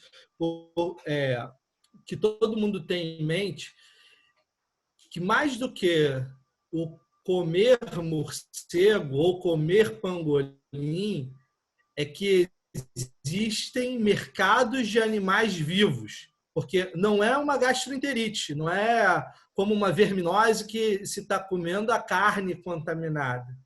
O que acontece é que existem mercados de animais vivos. Nesse mercado de animal vivo, o morcego que foi capturado, ele está respirando, se ele está com algum vírus respiratório, ele está liberando para um outro animal que está vivo, que está com outro vírus, de repente, se recombinam, e o ser humano que vai lá comprar. E essa cultura do mercado de animal vivo, ela também é nossa. Pelo subúrbio do Rio de Janeiro, nós encontramos os aviários. Isso é muito comum em Rio, Grande Rio, você vai encontrar mercados de animais vivos também, seja para cerimônias religiosas ou para consumo próprio. Então, isso também existe, não é uma exclusividade. A diferença é a escala. A ave migratória ou o morcego, ele é um potencial agente transmissor de algo que está no ambiente selvagem, sendo comensal de outros organismos que estão numa fazenda ou num ambiente doméstico, e entrando em contato com o ser humano a despeito da existência de mercado de animais vivos também. É claro que a caça, o mercado de animais vivos, ele concentra isso tudo num único ambiente. Então, de novo, isso aumenta a escala, aumenta a chance, aumenta a probabilidade de surgimento de novos vírus. Todos esses vírus eles são derivados de eventos ecológicos. E esses animais, bom, ninguém está discutindo vacina ou tratamento para morcego, para o pangolim, para os outros bichos. Eles sofreram um processo de seleção natural. Eventualmente, eles carregam um agente um organismo que, para nós, ele é infeccioso, mas para essas populações de organismos, ele já é completamente inócuo. E o resultado desse desequilíbrio é isso que a gente vê. Então, de novo, não é um problema exclusivo da China. Se você pegar a Mata Atlântica brasileira, ela foi devastada por várias razões, né? Desde a agricultura até a construção civil. Os mosquitos estão lá fazendo o ciclo zoonótico de vírus com animais silvestres. Quando a gente compra um imóvel numa área que era florestal, a gente se oferece como fonte de repasto para o mosquito já estava lá. De novo, a mudança que a gente está falando é uma mudança de escala, porque não é transmitido por vetor, é uma transmissão respiratória. Então, o morcego ele não vai ser... ele pode ser o bode expiatório no momento. Na pandemia de H1N1, que o nome surge como gripe suína, você tem grupos tentando dizimar cultura de porcos e populações que comem porcos. E aí tem um viés de guerra religiosa aí por trás disso também. Então, são sempre movimentos complicados que se toma algum agente como bode expiatório. Mas o que a gente pode dizer consistentemente é que a infecção por coronavírus e os coronavírus são infecções negligenciadas. Apesar do potencial pandêmico demonstrado em 2002 e 2012, né, o número de sequências genômicas dos coronavírus humanos e animais depositados no GeneBank, né, antes desse surto é baixíssimo, o que até dificulta montar melhor qual foi o fluxo genético desse vírus, né, do pangolim, do morcego para o homem, se tem alguma outra espécie intermediária, normalmente tem uma mais doméstica ou de corte. Mas isso é o que a gente pode dizer, que apesar do potencial pandêmico, faltou recurso para fazer perguntas baseadas em curiosidade nesse vírus, que inclusive poderiam ter ajudado a acelerar agora o desenvolvimento para uma vacina. É isso que eu tenho. O Marcos vai comentar essa questão também? Não, eu acho que você pode seguir para outra sobre a questão só queria... eu acho que vocês clinical trials. Exato. Vocês queriam comentar alguma rapidamente sobre se a... Eu não tenho nenhuma informação de clinical trials em andamento. Talvez o Tiago tenha alguma coisa em andamento, né?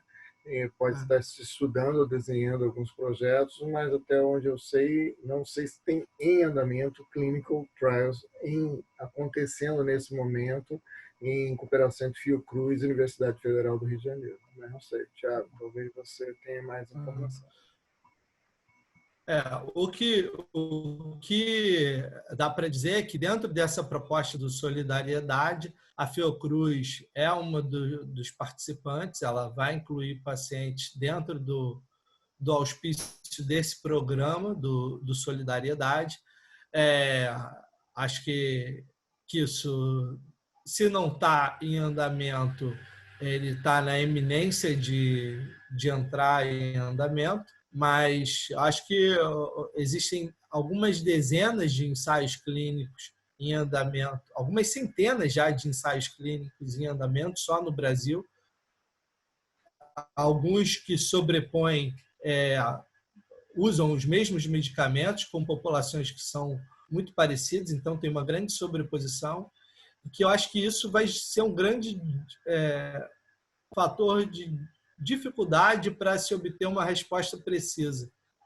Quando, na verdade, eu acho que em um determinado momento, mesmo esses ensaios clínicos mais ou menos parecidos vão ter que combinar os seus dados para conseguir fornecer respostas mais próximas das inequívocas. Obrigado, Tiago. Mariana, você vai ler as próximas duas? Vou sim. Estão me ouvindo? Estou só lembrando para que a gente ainda tenha umas 5 ou 7 perguntas, eu acho, para a gente tentar ser um pouquinho mais sucinto, desculpa, mas para a gente poder conseguir responder todas. Pode ser? Tentamos. Vai, Mariana. Então, pessoal, fiz aqui até um apanhado. Em relação às vacinas, então, as perguntas da Mabi, da Márcia, do Vitor. se o teste de anticorpos seria um teste viável em massa para ser feito no Brasil. Ela leu alguma coisa sobre isso nos Estados Unidos e está perguntando aqui para a nossa realidade, no sentido de não se planejar a quarentena no escuro, já que a gente, na verdade, não tem os números fidedignos, né, de contaminados. Depois, ainda em relação às vacinas, além disso, foi perguntado se como o Brasil está se posicionando nesse co-desenvolvimento de medicamentos. Se aqui também existe isso e existe entes privados envolvidos nesse co-desenvolvimento. E uma outra pergunta também, aí saindo um pouco do tema da vacina, mas foi feita pelo Fábio, dizendo que a rede municipal de educação básica do Rio de Janeiro é a maior rede da América Latina e que esses alunos não apresentam sintomas, mas eles são potenciais transmissores. E aí, se vocês têm algum comentário sobre como poderia ser planejada essa volta da escola e os perigos que vão estar envolvidos nisso, né? É isso. Marcos, quer falar sobre o negócio de anticorpo? Eu não entendi muito bem a pergunta se é uma testagem em massa ou uma testagem de anticorpo para avaliação de vacinas. Eu não entendi. Para avaliação de se a pessoa ficou imune. Se a pessoa... Ela diz se a pessoa, como a pessoa é assintomática, primeiro se apareceria num teste de anticorpo, foi uma das perguntas, e depois se não seria uma estratégia fazer esse teste de anticorpo em massa e considerando os assintomáticos. Porque são duas coisas, né? É um pouco confuso. O som está falhando. Não estamos ouvindo, Marcos. Okay. O som está falhando. Vou tentar ser objetivo na resposta. Pensando numa questão, são duas coisas diferentes, né? Uma é testar uma vacina onde você tem um endpoint, que seria a questão sorológica, a imunidade adquirida com a vacina, e como você avalia isso sorologicamente. E a outra é a testagem em massa para avaliar se a pessoa foi infectada e está assintomática, para fazer um inquérito sorológico, vamos dizer assim, né? E aí, com isso, você fala, você tem anticorpo, você está imune, você já pegou e é assintomático, e vamos dizer, você pode circular, vamos dizer, uma coisa dessa natureza. Mas vamos focar em vacina. Vacina, você realmente vai ter que ter, em algumas fases clínicas, principalmente as fases iniciais, você vai ter que testar qual foi o resultado dessa vacinação, dessa imunização, né? Porque na fase 1, você geralmente faz em indivíduos sadios em regiões não endêmicas, onde não está circulando, de forma que não está circulando o vírus, né? Mas nas fases 2 e 3, você obrigatoriamente vai acabar fazendo isso em regiões onde está circulando o vírus, e você vai ter duas coisas. Uma é você ver a eficácia, quer dizer, você reduz naquele site que você está fazendo, você reduz a incidência da doença. Então, você comprova. E a outra é um endpoint de testagem sorológica, para ver se o indivíduo, após a vacinação, desenvolveu anticorpos contra aquele antígeno. Então, isso obrigatoriamente vai ter que ser desenvolvido, seja um teste feito de uma forma de você detecção apenas qualitativa de anticorpos, ou uma detecção quantitativa de anticorpos desses indivíduos vacinados. Agora, em fase 3, normalmente o que se vê é impacto da redução da doença. Você pode até testar, mas o que você faz é o seguinte: eu peguei um site e testei X pessoas e viu quem reduziu a doença naquele grupo, né? Naquele grupo vacinado. É basicamente isso. Então, são duas coisas, o meu comentário é esse.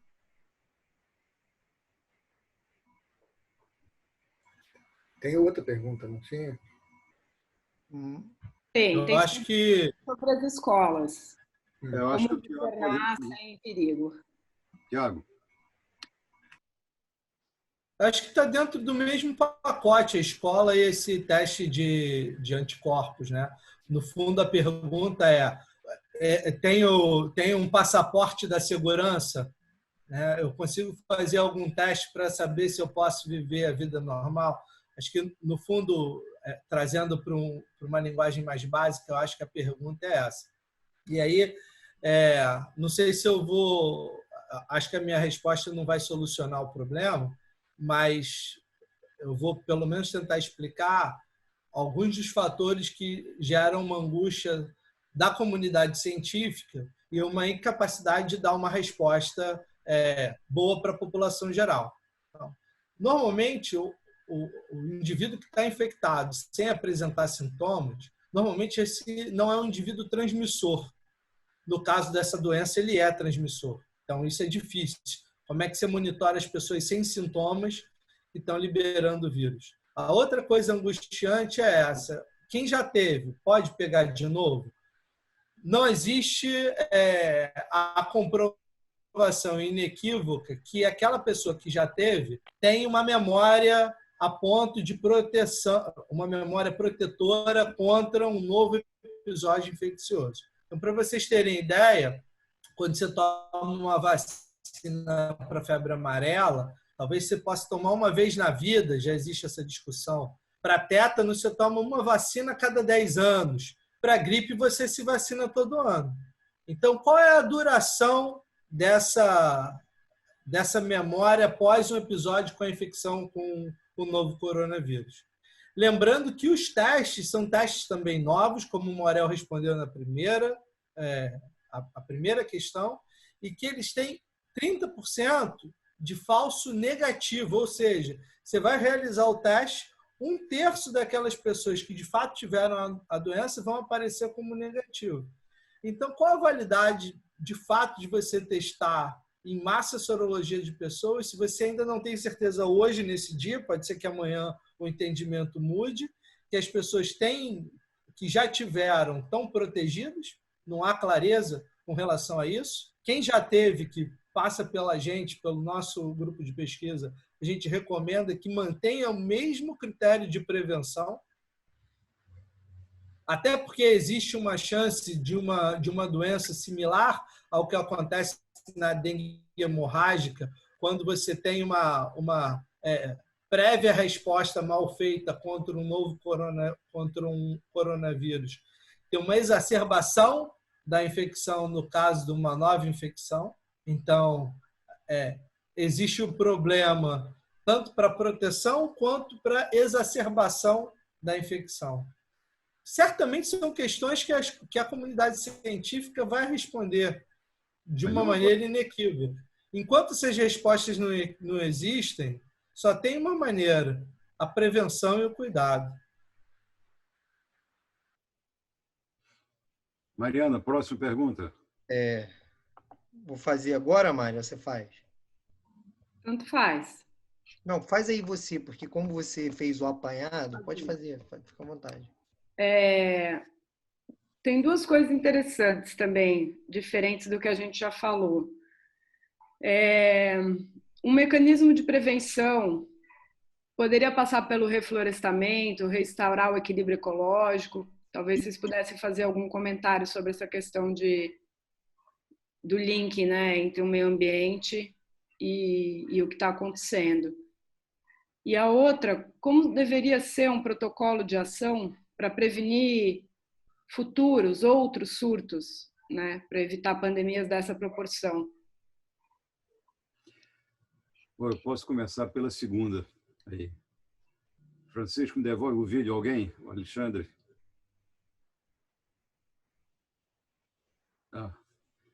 Veja, o que é que a gente pode fazer no futuro?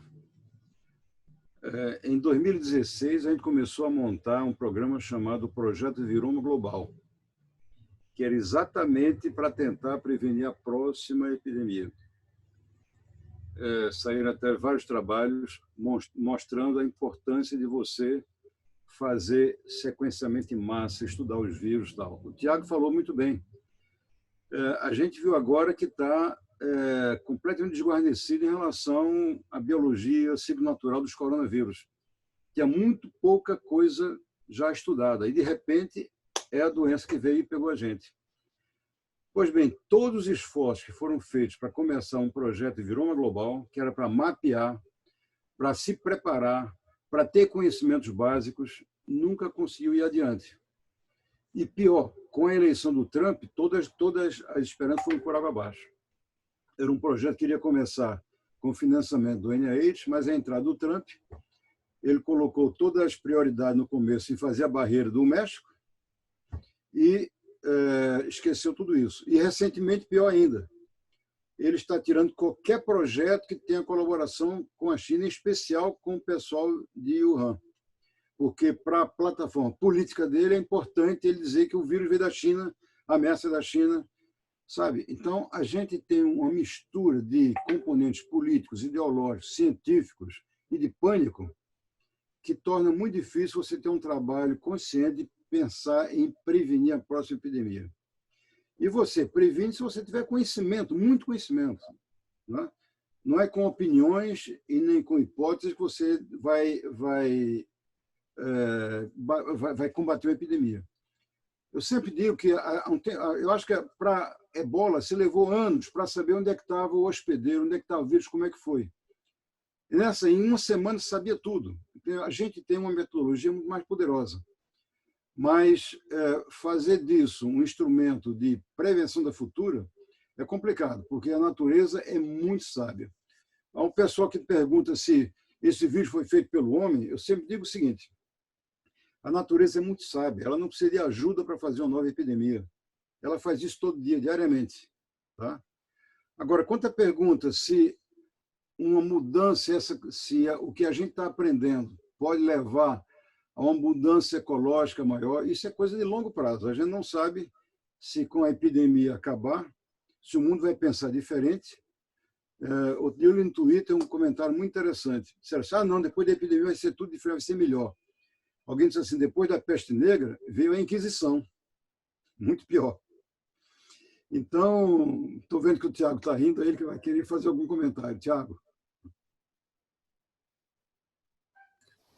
Eu fico feliz da pergunta, porque me parece que encaixou bem dentro do que a audiência está percebendo, e foi uma explicação que fez tanto sentido na cabeça das pessoas, né, na cabeça da audiência, que surge uma pergunta rebote, que é sobre o melhor equilíbrio ambiental. Essa é uma percepção que eu tenho, é uma percepção que eu acho que a audiência está fazendo, mas não acredito que seja uma percepção ampla e restrita. Então, até certo ponto, eu acho que é uma utopia pensar que a gente vai viver anos de ouro de um melhor equilíbrio agora. Acho que a situação vai gerar uma série de reflexões, desde o ponto de vista, né, da ausência de um parque industrial vívido no Brasil, que é incapaz de, ainda que não tenha diariamente produtos super competitivos como insumos em saúde, que possa ter algum exercício de produção para isso ser escalonável. Acho que a gente tem que repensar, de fato, o consumo e o uso do território, porque, no final das contas, a gente não vai sair da questão ecológica, mas eu não vejo hoje um ambiente no qual a gente possa debater com profundidade e se transformar em, além de debate, a ação, o reequilíbrio do ser humano na Terra a ponto de impedir novos surtos. E, até certo ponto, essa discussão se contradiz com como vamos nos prevenir das próximas situações. Se a gente pensa que, de fato, o restabelecimento do equilíbrio ambiental vai ser útil, né? Em tese, isso por si só já deveria nos prevenir. Mas se a gente está pensando em, ao mesmo tempo, reforçar os sistemas de vigilância para a descoberta de novos vírus, certo modo, a gente está falando também, olha, é importante restabelecer o equilíbrio ambiental, mas a gente sabe que a gente não vai fazer isso no curto prazo, então é melhor a gente continuar olhando os vírus que estão circulando por aí para tentar ter vacina e tal. Então, muito difícil sair do modelo desenvolvimentista que a gente está e restabelecer novos parâmetros. Mas eu acho que esse é o desafio, senão a gente vai viver novos surtos. Praticamente a cada 2 anos, no século XXI, a gente tem um surto de um agente infeccioso de natureza viral. Mariana, Francisco? Mariana, Francisco? Sim, obrigada. Então, gente, na realidade, a gente está no nosso horário de encerramento, que são 8h40. Tá. Desculpe, esqueci do vídeo. E a gente anotou várias perguntas, muitas delas foram cobertas, e muita gente aqui no chat também dando parabéns. Enfim, eu queria saber se vocês querem falar alguma coisa para fechar, como fala final. Como é que tá para vocês? Algumas pessoas aqui, mais de uma pessoa aqui, quer saber se com esse relaxamento que está acontecendo agora, que aos poucos vai acontecer, se é possível que a gente tenha novos picos e novos surtos do próprio Covid. Isso foi muito perguntado. E sobre os antivirais também foi muito perguntado, essa corrida nas farmácias por comprar remédio. E, enfim, só para, se vocês quiserem se direcionar. Olha, o que aconteceu em outros países, e não só nessa epidemia, a epidemia de gripe também, de gripe espanhola. Quem conseguiu fazer o lockout segurou. Quem relaxou, teve a fatura, veio depois. Mesma coisa acontecendo aqui agora. Se você relaxa no momento que a pandemia ainda está aí, vai vir uma segunda onda. Tá? Agora, isso a gente espera que se consiga diminuir. Né?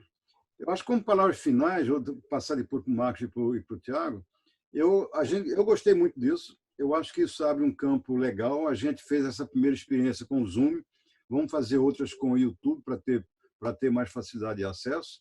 Mas eu acho que a gente fez, o que gostei mais foi que a gente levantou tantas perguntas, viu que a plateia, que a audiência respondeu muitas delas, e para mim há um campo de pesquisa imenso, não só científica, hard, mas em economia, em cultura, nas ciências humanas, tudo.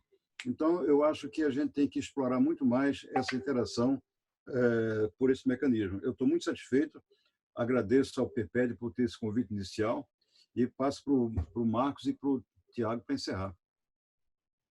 Marcos. Primeiro eu gostaria de agradecer realmente a oportunidade de a gente estar aqui falando. Eu acho que foi interessante, eu acho que perguntas interessantes, agradecer as perguntas que foram bastante pertinentes e coerentes. E eu acredito que a situação do Brasil é uma situação complicada, mas nós temos muita tecnologia, muita ciência estabelecida. Eu acho que aí um pouco naquela questão do co-desenvolvimento, eu acho que nós temos um potencial muito grande para cooperar no desenvolvimento tanto dessa reposicionamento de drogas como desenvolvimento de vacinas e mesmo nos testes sorológicos, porque a pergunta sobre se vale a pena testar ou tem como testar em massa, tem duas coisas. Uma é, como o Tiago falou, teria que ter testes sorológicos confiáveis. E o segundo, teria que ter testes confiáveis, baratos e produzidos em capacidade de produção. Você pensar que você vai... Imagina se você conseguisse testar, as pessoas fossem numa farmácia, se autotestar ou testar em algum lugar, e falar, eu estou imune, eu posso liberar. Entendeu? Mas qual é o controle que teria em cima disso? Né? Então, se você tem um teste fraco, um teste que tem uma margem de erro para positivo ou para negativo alta, qual é a confiabilidade que você teria nisso? Né? Mas eu acho que nós estamos buscando, acho que tem várias iniciativas de busca de novos testes sorológicos, e talvez a capacidade de produção aumente, e aí isso vem ajudar realmente a fazer essa sorologia. Eu acredito que terá, esses estudos clínicos com drogas vão mostrar algumas drogas que vão ter alguma eficácia no tratamento da doença provocada pelo vírus, ou as complicações geradas por ele. E eu acredito que desse leque de mais de 120 vacinas hoje testadas, nós vamos ter uma vacina, ou mais de algumas vacinas, candidatas, que vão avançar a última fase, ou até mesmo um registro, num prazo nunca visto antes. Então, o que a população brasileira tem que entender é que talvez nós vamos ter que ter voluntários, e os primeiros voluntários que vão ser envolvidos vão ser voluntários sadios, pessoas jovens sadias que vão se voluntariar para tomar essas vacinas e provavelmente em um curto prazo vão estar disponíveis em estudos clínicos que serão realizados também no Brasil. É basicamente isso, e nós temos que torcer, e por enquanto nada disso existe, eu acho que o isolamento social, os cuidados, usar máscara, higienização de mãos, tudo isso, evitar aglomerações, eu acho que é o que pode se recomendar nesse momento. Obrigado pela atenção. Tiago.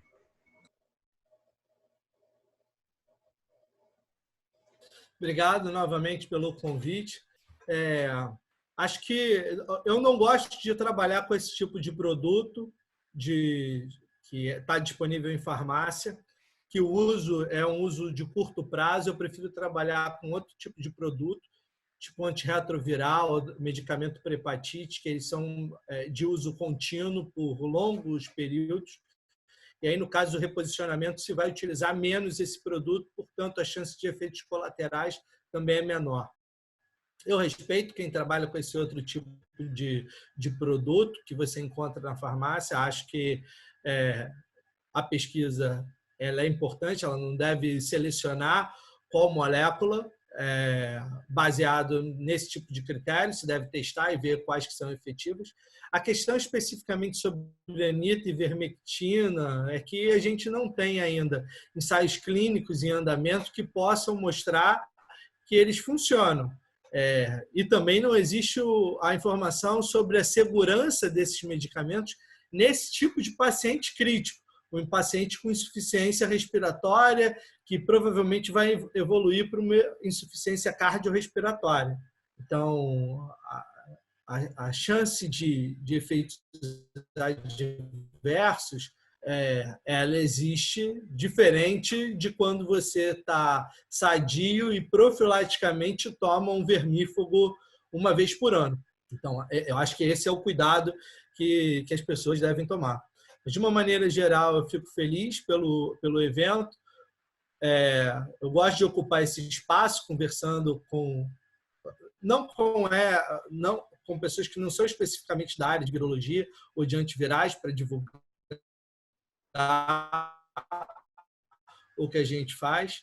E agradeço o Morel pelo convite e os organizadores mais uma vez. E fico feliz se tiver a oportunidade de responder essas perguntas num outro momento aí mais calmo para vocês, porque é sempre uma forma de educar a população. Obrigado. Francisco, Mariana, agora vem de vocês de completarem.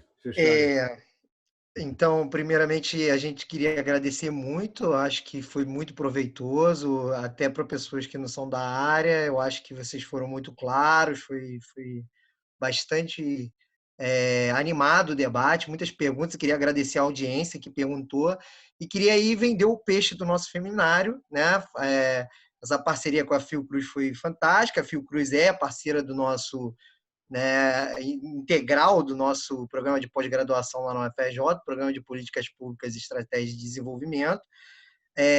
E a gente vai continuar fazendo esse evento com outras temáticas agora, mas todas relacionadas à pandemia, e o próximo vai ser no dia 18, provavelmente, a gente vai estar divulgando nas listas, e peço a vocês que repassem e que compareçam mais uma vez em grande número para debater outras questões relacionadas a políticas públicas em geral e a pandemia. Mariana, você quer completar com alguma coisa? Mariana. Eu posso completar, Francisco? Claro, Alexandre. Fica à vontade. Não, só pra, eu não quero completar, não. Eu quero só agradecer também. Agradecer o Alexandre. Eu quero agradecer todo mundo e o Alexandre vai fechar para a gente o debate com algumas informações. Obrigada, pessoal. Foi muito legal. Obrigado, pessoal. Só queria reforçar que o conteúdo do show da palestra foi gravado. Ele vai estar disponível na TV do IE e na futura página no Facebook, que vai ser criada para o PPED. E através dessa página a gente vai divulgar tanto os eventos, os seminários, quanto também vai estar disponível todos os seminários que vão acontecendo. Então, se você quiser ver um seminário antigo, vai estar disponível lá em forma de post. Acho que é só isso.